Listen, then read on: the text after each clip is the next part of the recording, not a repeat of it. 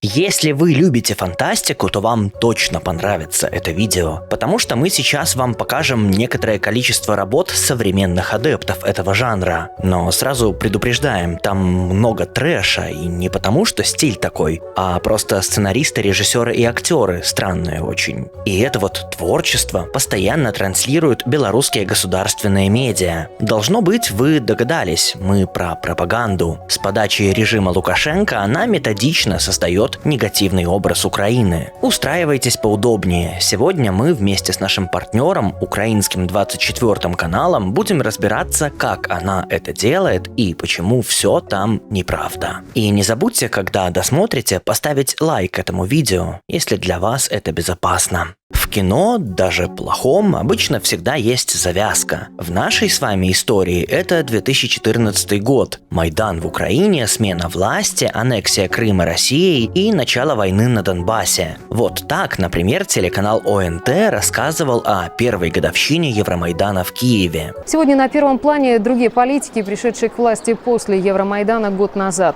Требования общества остановить коррупцию и повысить уровень жизни так и остались нереализованными, поэтому реформаторские способности нынешней власти политологи оценивают невысоко. К тому моменту президентом страны уже почти полгода был Петр Порошенко. Он победил на выборах. В Украине так бывает. Напомним, что предыдущий президент Виктор Янукович во время протестов просто сбежал из страны. После Порошенко в Украине даже еще одни выборы были, и на них победил Владимир Зеленский, то есть другой человек. Для белорусов удивительная опция. Градус крепчал, и вот недавно в газете СБ «Беларусь сегодня», которую выпускает администрация Лукашенко, зазвучали уже такие формулировки: «Неконституционный захват власти бандеровцами в 2014 году». Автор статьи «Золотое перо Беларуси» Андрей Муковозчик. Вот смотрите, фактически работодатель Муковозчика Александр Лукашенко обнимается с неконституционно захватившим власть бандеровцем Порошенко. Оп, а вот он обнимается со следующим неконституционно захватившим власть бандеровцем Зеленским. Какие смелые порядки царят в белорусских госсми, раз так можно. Или дело в другом? Наверное, все-таки да. Помните, в 2020-м, когда были массовые протесты против фальсификации выборов в Беларуси и насилия силовиков, Лукашенко позвал на государственное ТВ, скажем так, российских антикризисных медиа-менеджеров. Тогда уровень безумия в пропаганде стал расти. Украинский институт массовой информации в то время аккуратно публиковал результаты мониторинга, как в белорусских госсми рассказывают о нашей южной соседке. Пропаганда сравнивала наши протесты с Евромайданом в негативном ключе, само собой, а еще обвиняла Украину во вмешательстве в дела Беларуси. Эта история повторяет нарративы пропаганды российской. Смотрите,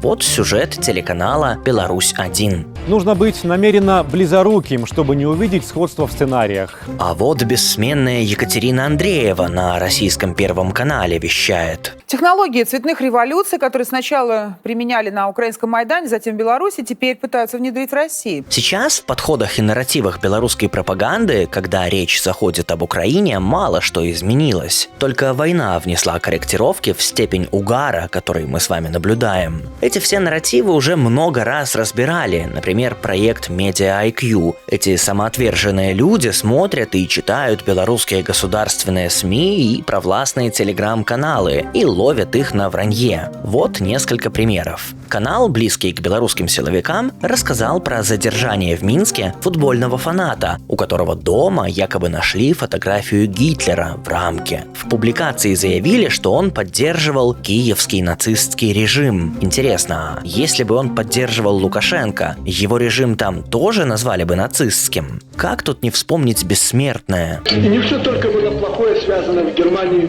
с известным Адольфом Гитлером. Ведь немецкий порядок формировался веками. И при Гитлере это формирование достигло наивысшей точки. Это то, что соответствует нашему пониманию президентской республики и роли в ней президента. Это Лукашенко сказал по радио. Был 1995 год. Он давал интервью журналисту немецкой газеты. Но потом он решил откреститься от этих слов. Если бы я это сделал, я бы уже, наверное, давно президентом не был. Обычная фальсификация, фальшивка, самая настоящая. сфабрикованное в Польше. А потом вдруг опять заявил, что да, было. Я о Гитлере говорил.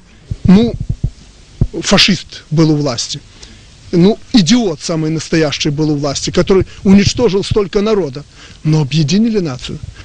Объединили путем жесткой власти на этом этапе. Ничего не напоминает? Это единый дух, единый порыв. Но вот сыновья Гитлера правят все равно почему-то в Украине. Так считает президент Никарагуа Даниэль Ортега. А его слова цитирует провластный белорусский телеграм-канал. Россия, мол, ведет борьбу за мир против фашистов, нацистов, которые в Украине совершили переворот. Только когда эта Украина вела с кем-то завоевательные, наполненные идеологией и бессмысленным пафосом войны? Есть еще такая Людмила Гладкая. Она работает там же, где и упомянутый муковозчик в СБ «Беларусь сегодня». Завела себе телеграм-канал. Там подписчиков не особо много, но заявления звучат интересные. Все к большему количеству людей во всем мире приходит понимание реальности и возможных катастрофических перспектив при нынешнем, навязанном Штатами и Британией, мироустройстве. Ну да, к президенту Никарагуа вот пришло. И однажды все будет как надо, заканчивает свой пост Людмила Гладкая. И не поспоришь же. Давайте на десерт эпичную историю. Белорусские госсми однажды заявили, что Владимир Зеленский договорился с президентом Польши Анджеем Дудой в обмен на военную поддержку отдать Польше западные области Украины. Да-да, когда страна отстаивает свою территориальную целостность, это же такое очевидное и логичное предложение. Вот Белта, смотрите, что писала в апреле этого года. Ранее президент Польши Анджей Дуда во время своего визита в Украину сделал Зеленскому беспрецедентное предложение – безграничную помощь и поддержку в обмен на Львовскую, Волынскую и Ровенскую области. Только источник этой информации – сайт «Незалежный денник Политичный», на который сослалось российское агентство ТАСС, а оттуда уже новость утащила Белта. Этот ресурс в Польше хорошо знают. Он перепечатывает статьи самых крупных польских медиа, а между ними вставляет дичь с прокремлевскими нарративами. То есть пяток адекватных, правда чужих статей, а рядом заявления про такую вот договоренность Зеленского и Дуды или заметки про то, как украинские военные на учениях за рубежом ищут алкоголь, наркотики и бордели. А блогер или, как он сам себя называет, политический аналитик Александр Шпаковский вторит этому странному нарративу. Зеленский заявил о том, что скоро между Польшей и Украиной не останется ни исторических, ни экономических, ни политических границ. И ни один украинский сведомый ни про какую здраду и потерю незалежности не сказал. И последнее. Значит, вот за это заявление, за фактическую сдачу украинской государственности Зеленский был награжден польской высшей государственной наградой – орденом Орла Белего. И вот как в их головах одно вытекает из другого? Где учат такой логике? Это бессмысленные вопросы, потому что пропаганда, она про то, чтобы состоятельно, если надо с умными словами, убеждать нас в том, что выгодно ее заказчику. И если это не совсем или совсем неправда, что поделаешь? Поэтому, друзья, заботьтесь о своей информационной гигиене.